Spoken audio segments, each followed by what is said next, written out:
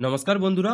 Paschimbanga school service commission বা West Bengal school service commission তাদের group C এবং গ্রুপ ডি অর্থাৎ SLST 2025 এর admit card download link activate করেছে। আজকের এই ভিডিওতে আমরা দেখব কি করে আপনি আপনার স্মার্টফোন বা কম্পিউটার থেকে আপনার অ্যাডমিট কার্ডটি ডাউনলোড করবেন। পাশাপাশি পরীক্ষা কেন্দ্র ও অন্যান্য গাইডলাইন সম্পর্কেও জানবো এবং আপনার কাছে যদি অ্যাপ্লিকেশন আইডি বা ক্যান্ডিডেট আইডি না থাকে সেক্ষেত্রে আপনি কি করে আপনার অ্যাপ্লিকেশন আইডি বা ক্যান্ডিডেট আইডিটি খুঁজে পাবেন যেটা আপনার অ্যাডমিট কার্ড ডাউনলোডের ক্ষেত্রে লাগবে, সেই বিষয়টাও কিন্তু এই ভিডিওর মাধ্যমেই জানাবো। তো চলুন ভিডিওটা শুরু করা। তো ওয়েস্ট বেঙ্গল স্কুল সার্ভিস কমিশনের গ্রুপ সি এবং গ্রুপ ডি এর অ্যাডমিট কার্ড ডাউনলোড করতে হলে আপনাদের এই ওয়েবসাইটে চলে আসতে হবে, যেই ওয়েবসাইট থেকে আপনারা অ্যাপ্লাই করেছিলেন।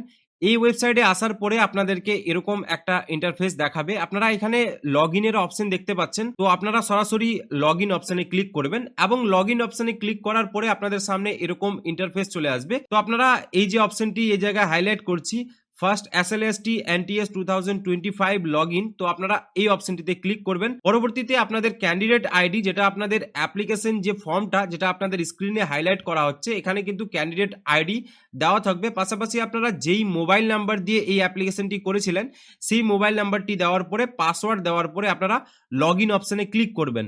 এবং অনেক কেউ এমন রয়েছেন যাদের কিন্তু এখানে ক্যান্ডিডেট আইডি নেই বা যারা কিন্তু এই অ্যাপ্লিকেশনের পেজটা হারিয়ে ফেলেছেন, তো তারা সরাসরি এখানে ফরগেট ক্যান্ডিডেট আইডি অপশনে ক্লিক করবেন। এখানে আপনার রেজিস্টার্ড ইমেল আইডি অর্থাৎ যেই ইমেল আইডিটি দিয়ে আপনি আবেদনটি করেছিলেন সেটা ইনপুট করবেন এবং ক্যাপচা দেওয়ার পরে সাবমিট করবেন। সাবমিট করলেই কিন্তু আগামী প্রসেসে আপনি আপনার যে ক্যান্ডিডেট আইডি সেটা কিন্তু খুব সহজেই পেয়ে যাবেন। এবং যাদের পাসওয়ার্ড মনে নেই তারা এখানে ফরগেট পাসওয়ার্ড অপশনে ক্লিক করবেন।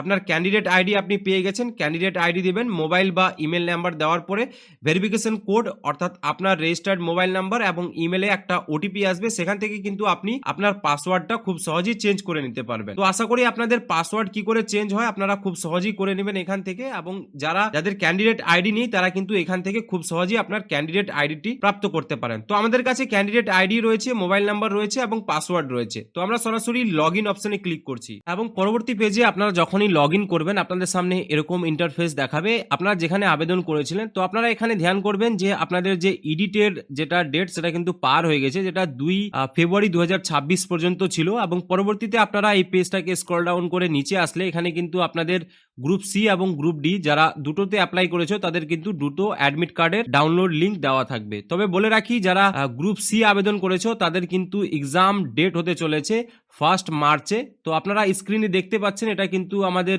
গ্রুপ ডি এর গ্রুপ সি এর এটা, তো এটার কিন্তু এক্সাম ডেট রয়েছে 1 তারিখে অর্থাৎ মার্চ মাসের 1 তারিখে। এবং যারা দুটোই অ্যাপ্লাই করেছো অর্থাৎ গ্রুপ ডি অ্যাপ্লাই করেছো, গ্রুপ ডি এর ক্ষেত্রে আমরা যদি এক্সাম ডেট দেখি সেটা কিন্তু 8 মার্চে, অর্থাৎ 1 তারিখে হচ্ছে আপনাদের গ্রুপ সি এবং 8 তারিখে হচ্ছে আপনাদের গ্রুপ ডি এর এক্সামিনেশন। এবং পরবর্তীতে আপনাদের রিপোর্টিং টাইম থাকছে সকাল 10টায়, অর্থাৎ সকাল 10টার সময় আপনাদেরকে কিন্তু সেন্টারে পৌঁছাতে হবে। গেট বন্ধ হবে আপনাদের 11টা 45-এ এবং এন্ট্রি হচ্ছে অর্থাৎ শেষ এন্ট্রি হচ্ছে দুপুর 12টায়।